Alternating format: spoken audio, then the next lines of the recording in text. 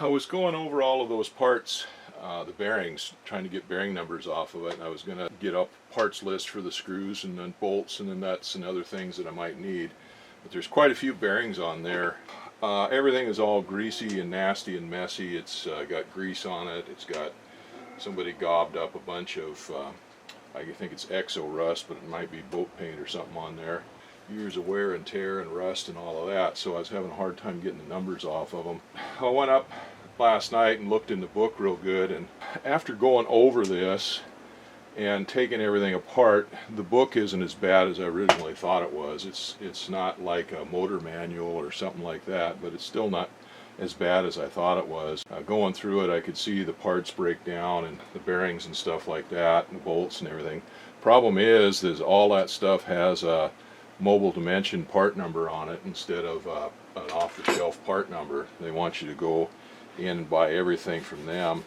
And there are some proprietary stuff that they've got, some stuff that they've made to fit this machine, to work on this machine, that you can't just buy off the shelf. But most of this stuff is just off-the-shelf parts. I mean, it's pretty ridiculous to have to go through them to buy all the bearings. Like the one on the main shaft there, they say it's a ground off center or something. I'm not sure exactly what it is, but the bearings there are ground so that they made up somehow, and like I said, I'm not sure exactly how that works. But the rest of these bearings are all off-the-shelf bearings pretty much. There's been some parts, like I said, that are made specifically for this machine, but most of the hardware is all off-the-shelf hardware. Anyway, they've just got their own part numbers on it, so I've got to go through all that stuff and figure out all the parts. Well, to make it a little easier, I just took all the pieces over to the hangar. I've got a tote over there full of solvent, and I put them in there, soaked them in there, and I'll get them all washed down real good before I start working on them. I've already, everything I touch on here, I get all greasy and nasty on here, so I'll try to get that cleaned up. And then there's some more breakdown of parts. Quite a few of those bearings and stuff are the same, and so I'm going to go through the parts list and figure out which bearings are the same, and that way I don't have to break down all of them. But there's some of them that are different. There's some pulleys that have bearings in them that are listed in the book with no bearing on it, just the whole unit. Anyway, I've got quite a bit of work to do there to figure out what bearings and what parts I need. Meanwhile, I'll go ahead and pull this apart. I got to get this blade off of here, this edger blade off of here, so I can get the bearing numbers on those. When they list this and the other bearing on the other end as a unit, but then they also list the bearing, so I'll be able to pull those apart probably, and maybe impress those bearings out of these housings for it and just buy the bearings instead of the whole thing.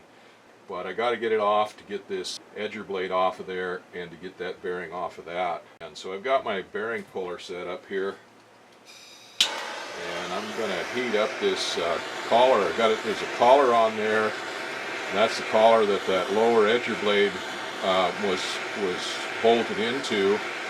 It's pressed onto this shaft, and then the bearing is behind it. So we've got to pull this collar off first, and then pull that bearing off. I've been working on this shaft here for the edger blades. I want to pull those bearings off and everything, clean this shaft all up, replace the bearings.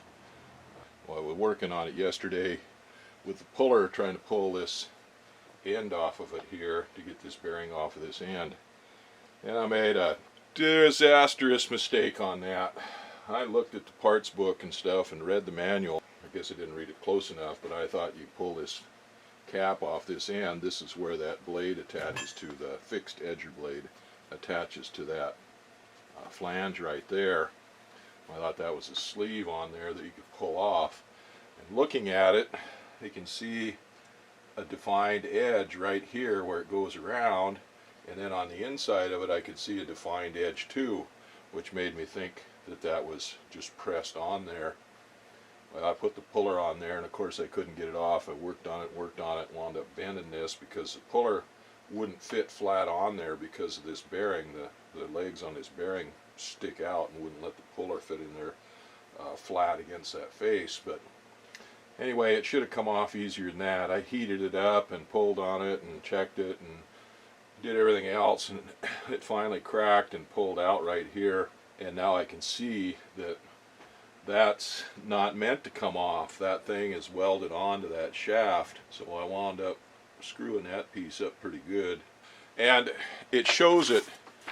It doesn't explain it as well as it could in the manual, but it shows it pretty good. Here's the parts list here, and so here's the shaft, and here's that lower edger blade with that flange right there, and it shows it on there with that collar behind it, and then it shows that edger blade coming off, of course, of that flange, and then it shows this edger blade coming off from this end, and here's the breakdown of that. You've got collar on here and a bearing, and then there is this shiv here, this pulley, and that's held on. That's the same thing as what was, not the same size, but it's the same thing as what was on the front of that engine, the Volkswagen engine. You've got a tapered sleeve right here that goes in, and it tightens down with a couple of bolts on there to, you know, squeeze out and pull that pulley up on the tapered shaft to tighten it up. And then here's the bearing for the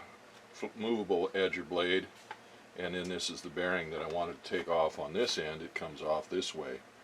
So anyway, I screwed that up pretty bad, so I got some work to do to fix that. So I've taken this collar off on the other end. I'm going to turn that around now to pull that bearing, but here's the collar and here's the bearing. The manual says that this bearing has got to be put in the right way because one side of the bearing is ground out. Anyway, I couldn't figure out why that would be. You know, I think maybe, well, maybe it's because the bearing has to fit up at an angle and the shaft comes down at an angle or something, but that's not what it is. This end, see, here's the race of the bearing. Well, this end of the race has been ground down so that this collar fits over it like this. So anyway, that's why that bearing is special, is it's got this area around this race ground out, relieved for this collar. So that's not such a big deal.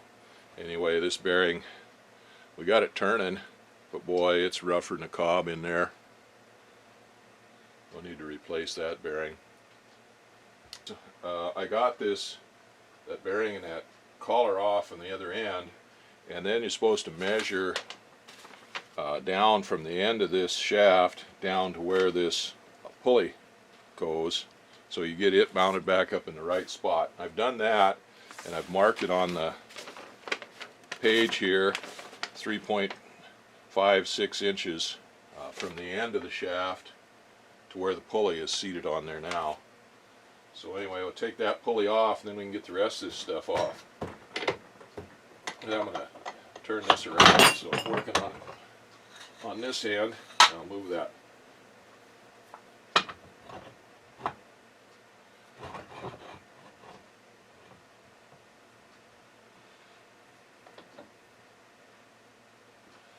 Well, I can make a new collar for the end of that. That collar is 2 5/8 inch in diameter on the outside edge of the collar.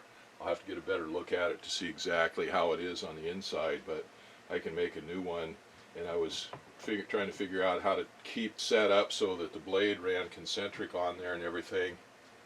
But this will all fit on my lathe, and this blade is 11.5 inches in diameter, so it'll fit on the lathe too, so I can use it to set the lathe up and so everything runs true and concentric on there. So this is the pulley. This is how the pulley is held on, and I have no illusions of that thing coming off of there easy. But that's held on with 4 1/4-inch bolts, and this is a tapered sleeve that fits in there. So you take these 4 bolts out, and then you put 2 of them in. There's 2 holes in there that are threaded. You put the 2 in there, and that acts as a puller, and that should pull that out. Well, I'll probably clean this shaft up. Well, I polished this shaft up here a little bit with some emery cloth, some sandpaper, so everything should slide a little better.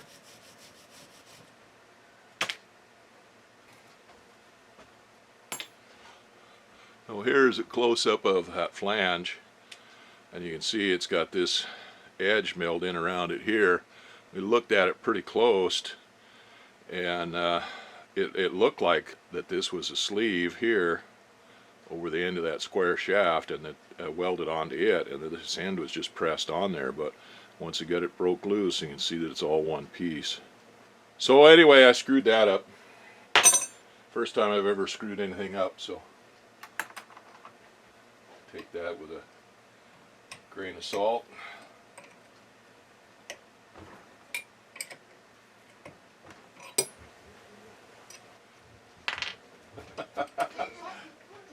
You gonna get in here first, Haji? Huh? Are you gonna get in here first, Haji, so the Hana can't get to me? Huh? Are you gonna get in here first, Haji, so Hana can't get to me? You were just sitting on me a minute ago, Haji. It's not like we've left each other. Hey, Hana. Hey, Hana. Hey, girl. Saki. Sakura. Yeah, that's my girl. Oh, Haji May. Hana. Saki. Yojoki. Oh, Haji. Oh, Haji. Oh, Haji. You have a problem, Grandpa. Yeah. Too many dogs, not enough hands. I know it. I know it. Yeah. Oh, Haji, you was just here. Then you went outside. Yeah, now you got to be in here to rub it on me and cheeking everybody else out of the way. Yeah. Yeah, you're not jealous at all, are you, Haji? You're not possessive at all, are you, Haji? And now you're chewing on me. And now you're chewing on me. You give me love bites? You give me love bites? Just, you're my grandpa. My grandpa. My grandpa. Well, you got part of it to come. I screwed that up pretty bad, Carl. You got part of it to come. You were right. That thing is welded on there. Well, you know what it is. This piece here is separate from this. No. It's welded. Now the weld is right here. The weld is on the inside. But this right piece there. is not separate. It's just machined in there for that blade, to seat on. Oh, okay. Because the blade, just like that one there, it's got a hole in it, and that's what it seats on. Is that? I can see how it is after I've messed it up. All it takes is a little screw up to figure it out. I have to look at it a little closer, but I think that big pulley on the main shaft is welded on there.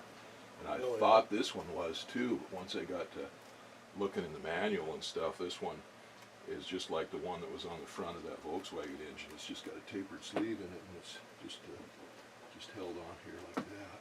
Oh, yeah.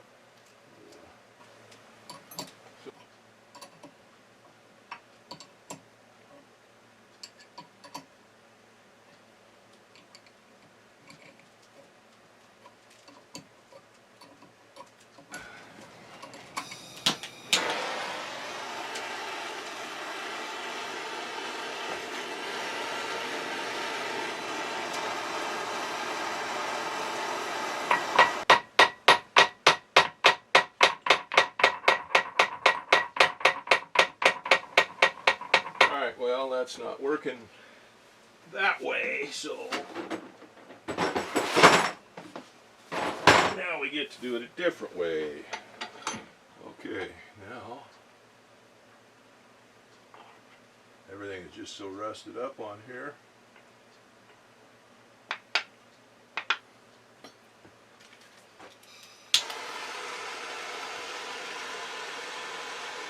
Let's see if we can't pull a little bit of lubricant down in there.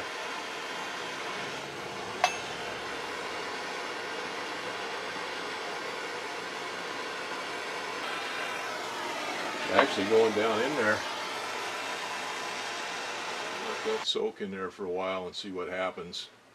So you can't get that to loosen up if it gets wet for a while, and then some more heat, and we'll see what else we can do. The last thing I want to do is to break that pulley like I did that one on the Volkswagen engine. So, I knew where my block of paraffin was. Sometimes paraffin will pull down in there when you heat it up, melt it and pull down in there, and boy, that'll really knock her loose then. We'll let her soak. We heated it up, put some oil in it to soak it, and let it cool off, run through some cycles again, see if we can't get that off without damaging it any worse than it's already been damaged. Having a lot of trouble getting this pulley to come loose from there. Now the pulley has a tapered sleeve that goes down in it that tightens up, and that's what holds it all together. This is kind of a special setup because this shaft for this edger blade is square, and so this tapered insert on here has been broached out to be square to fit this, so it's kind of a special deal. Anyway, there's 4 bolts that pull this tapered sleeve into the shaft to tighten it up, and they're only supposed to go in there 6 foot-pounds, something like that. They're not very tight. You don't tighten them up very hard. They're just 1/4 inch 20 bolts. Now usually you can take the 1/4 inch 20 bolts or whatever bolts are in there out and then run one of them down through a threaded hole, which then goes through that sleeve against the pulley and pushes the pulley off the sleeve, or the sleeve off the pulley, however you want to say it. In this case, like I said, there's 1/4 inch 20 bolts that go in the holes into the pulley that the sleeve that holds the sleeve on, and these are 5/16 bolts that go down in. Well, I put the 2 bolts in there and started tightening them up, and of course the 1 bolt I sheared off. I just twisted it off, and so they're not very strong. Anyway, I worked hard on that with this bolt, and heating and cooling and doing a bunch of stuff trying to get that thing to come loose, and it was just tight in there. It wouldn't come loose at all. Like I said, I heated it up. I put, actually I'm using hydraulic fluid, 10 weight oil for that, and I put that in, and that was going down in there and soaking down in there, but it still wasn't loosening that up. So I heated the whole thing up, and then I let it cool down overnight, and I just came out here to see what I could do with this. Put this bolt in there, the press bolt, and of course nothing would happen with it. So I got an idea. I took these hold down bolts, these 1/4 inch 20 bolts, and I just threaded them in part way, just enough threads in there so that they didn't booger them up, and then just tapped on those gently all the way around it. A tap on one, tap on the other one, tap on the next one, and go around and around it, tap on it a little bit, and then use the press bolt to push down on it at the same time, and that got it to break loose. Of course, it ruined these bolts, but they weren't in that great a shape anyway, and it didn't booger up the threads in the pulley any. So this pulley is pretty rusty, pitted, and I was kind of on the verge of thinking that I was going to have to just break it off of there anyway. So I was kind of looking for a new one, and they're pretty spendy if you go to Master Car or Granger, one of those outfits like that. They're pretty spendy, and anyway, and then of course I'd have to get a sleeve for it to fit it, and broach out that hole for it, but this worked. Just heating it up. I don't know what worked exactly. Everything, combination of everything, but like I said, I heated it up several times. Sometimes I was just heating up this pulley trying to get it to expand enough to break it loose from this sleeve. Then I heated the whole thing up, including the shaft. Sometimes what that'll do is that'll heat everything up and expand it, and then it all shrinks down and contracts, and the movement will get it to break loose. And eventually, so like I said, it could be a combination of everything that got that. I don't know. Looks like I'm going to have to use a puller on that maybe to get that sleeve out of there.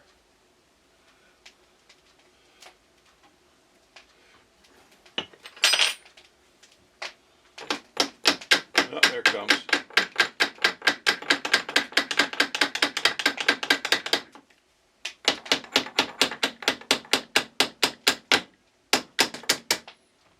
Let's see here. So this has got a slot in it so that it can span and contract. So let's use that. Open that up a little bit. There she comes. There it is. There's the sleeve off of there.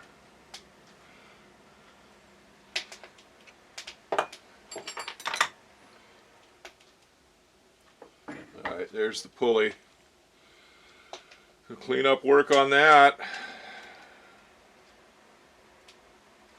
And I'll have to get this broken off bolt out of there.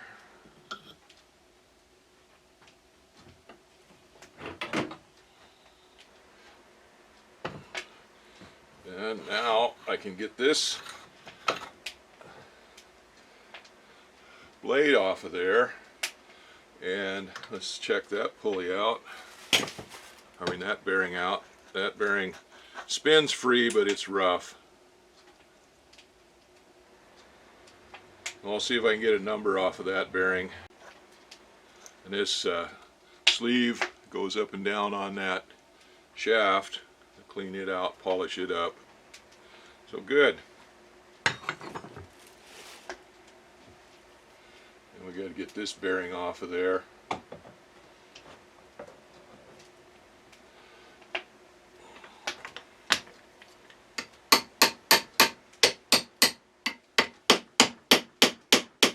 That's just supposed to slide right off of there.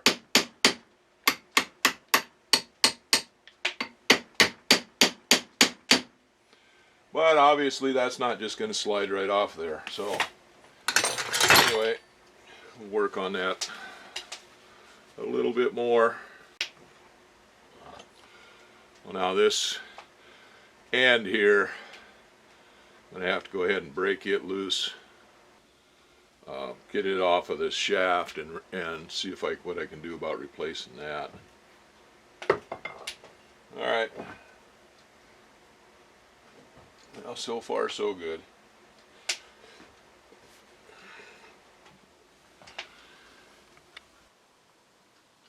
Well, we've had some success here. I was able to get everything off. I got that pulley off of there, that sheave off of there, without damaging anything there.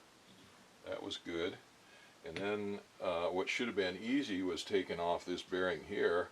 This is the bearing that adjustable variable edger blade runs on. And this is a collar that fits over this shaft that slides up and down, and this is what that edger blade mounts to. So I couldn't get this thing off of there. The manual, the book says that it should just slide off, but I couldn't get it to come off. And anyway, there's a snap ring on this side. There's two snap rings. There's one on the side facing this shoulder, or this collar, this flange on the collar, and then there's one up here farther. And I took that one off, of course, to get that bearing to slide off. This other one, inner one, stays on, and that's what sets the bearing in the right position. You push the bearing in until it seats on that collar there, and then the other bearing, the other snap ring will keep the bearing from coming off. So anyway, that wasn't coming loose. So this blade is held on here just like the lower edger blade with 8 bolts, and they had lock nuts on the back side of them. So I took those lock nuts and loosened those all up and brought them out until they contacted this bearing here, and kind of used those to push that bearing off and got it loosened up on there. It still wasn't loosened and coming off. It just slid just to where it just covered this snap ring groove just a little bit. Well, anyway, I took it over to the press, the hydraulic press, and pressed it right off. It came right off with no problem, which is the first thing I've got that came off with no problem. Bearing. So now the next thing we've got to do is get this bearing off of there, and it won't come easily. And that one's kind of a swivel bearing. I was hoping once I got it exposed here I could see the numbers and get the whole thing, but there's no numbers showing on that yoke. So again, that may be a matter of replacing just the bearing, pressing that bearing out of there and replacing the bearing. But Again, that's no big deal because there's nothing wrong with this yoke. There is, however, a zircon here, and so there must be a corresponding hole in the outer race of that bearing to allow grease to get in there on that bearing. Well, we'll see. We'll get that off of there and get some numbers on it and stuff, and keep progressing. Anyway, that was good news. They didn't break anything today yet. The day's pretty much over now, so hopefully nothing else will break. Well, it's the afternoon of January 15th. Halfway through January already. Hard to believe. I didn't get much done today. I got a call this morning, or this late morning, getting ready to get out, from a friend of mine. And we were on the phone for a couple hours talking. I haven't talked to him for a month and a half or so, but I always feel like I got to talk to him because he's all alone and he's got issues, PTSD and stuff like that he goes through, and so I got to, he says he talks to other people, but he says when he talks to me he always feels a lot better. So anyway, we visited for a while, talked about the state of the world and all kinds of other things. And then I've been researching online looking for these bearings. And so I've got this one going. This is the one that goes on the top of this shaft here. This is the edger blade shaft. So this is the one that goes on top. I've got a new bearing coming for it. I could press out the old bearing out of this and put a new bearing in it, but I got the whole housing there. This one here, I ordered a new bearing like this, a couple of them. I got to looking at this one, and this housing they've got has been made up, and it may have been made up from one of these, I don't know. I thought I could find one of these online, but I couldn't find this with the yoke on it. But I see what they've done. They've just taken a ring of steel here and welded on these ears onto it that fit in that yoke that adjust that upper edger blade, that adjustable edger blade up and down. So I can press this bearing out of here, but I have to make something to go in here to press on the bearing so that I'm not pressing on the, and it doesn't make any difference on this one because this bearing's bad. I could just go ahead and press it out and it wouldn't make a bit of difference, but I've got to have something that'll fit on the outer race of this bearing to press the new one in, so I might as well make something up for that. And then a socket or something for this to fit into so that you can seat that bearing in there. So that's going to do something with that, I guess. So today what I did was I got this lower bearing on this edger shaft off of there. I looked and I actually found bearings. I've got a new one ordered for this too. That's what I was doing all day, was looking up numbers and stuff like that for that. So I've got a new bearing to replace this one. But this bearing wouldn't come off of there without, I had to use a hydraulic press to get it broke loose too. So I'm going to have to do something with this. It broke that flange on there, so I'm going to have to replace that. I ordered a piece of steel to machine out a new piece for this. So that's coming. I was looking to see about getting a new pulley for that, but now that I've got this off of there, I just clean this one up and polish it up, and it should be good to go. This sleeve that goes in here isn't too bad a shape, but I'll go ahead and polish those up like I did the one on the engine, on the Volkswagen engine for the main drive pulleys. Hopefully I don't screw it up like I did that one, but I screwed that one up when I was putting it on and got it on too tight and then couldn't get it off. So that is the edger blade stuff disassembled. Now what I need to do is get those bearings pressed off of that main shaft. I ordered a new nut for that main shaft. That's coming. And so the next thing to do is to get those bearings off of there. And these bearings, these little block bearings like this, are a pain in the butt to get off. I used a bearing separator in there, but because these ears on here that stick out on this pillow block are thicker than the housing for the bearing, it sits on there cockeyed, and so it's not exactly the best way to do that. That's one of the problems that I had with getting this flange, fooling with it, is the bearing puller was cockeyed on there, and anyway, I mean that's I screwed it up, but that was part of the problem, was the bearing puller was cockeyed on there and it wasn't pulling straight on it, so it bent that flange instead of on part of it instead of pulling on it. But I'll have to think about that. That's going to be a setup, is to make sure and get everything all lined up so that that edger blade runs true. I can use this socket here for a template or an idea how to do that other one. So this one needs to be polished. That bearing slits over here, and then the blade fits on here and kind of registers on. There's a little lip around that there that registers on. That's what fooled me. As I was looking at that, I thought this collar was pressed on there. Oh, anyway, that's all watered over the dam. Making progress. I want to get this stuff apart, get this all parts ordered for it, and then I've got to start working on the airplane and doing some other things around here. To build my warehouse up there, I've been working on that, doing the dirt work, and we hauled rock in on that. We can't haul rock anymore right now because the roads are icy.